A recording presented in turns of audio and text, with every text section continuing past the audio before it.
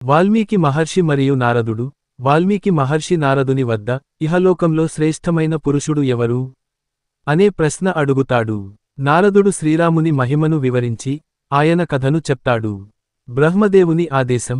బ్రహ్మదేవుడు వాల్మీకికి శ్రీరాముని కథను కవిత్వ రూపంలో చెప్పమని ఆదేశిస్తాడు. ఆ తరువాత వాల్మీకి రామాయణం ను రచించడానికి సిద్ధమవుతాడు. అయోధ్య నగరం మరియు దశరథ మహారాజు. అయోధ్యలో దశరథుడు రాజుగా పాలిస్తున్నారు.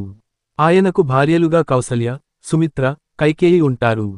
తనకు సంతానం లేనందున ఆయన పుత్రకామేష్టి యాగం నిర్వహిస్తారు. శ్రీరాముడి జననం. యాగానంతరం దశరథుడికి 4 కుమారులు జన్మిస్తారు: రాముడు, లక్ష్మణుడు, భరతుడు, శత్రుఘ్నుడు.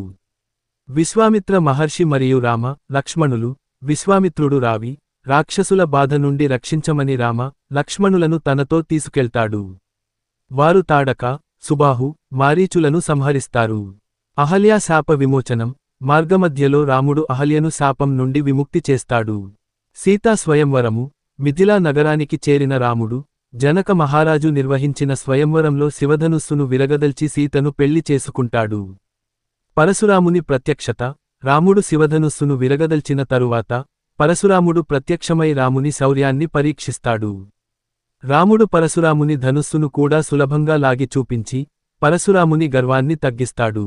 అయోధ్యకు తిరుగు ప్రయాణం. రాముడు, లక్ష్మణుడు, సీత, ఇతరులు అయోధ్యకు తిరిగి వస్తారు. అటువంటి శుభసందర్భంతో బాలకాండం ముగుస్తుంది.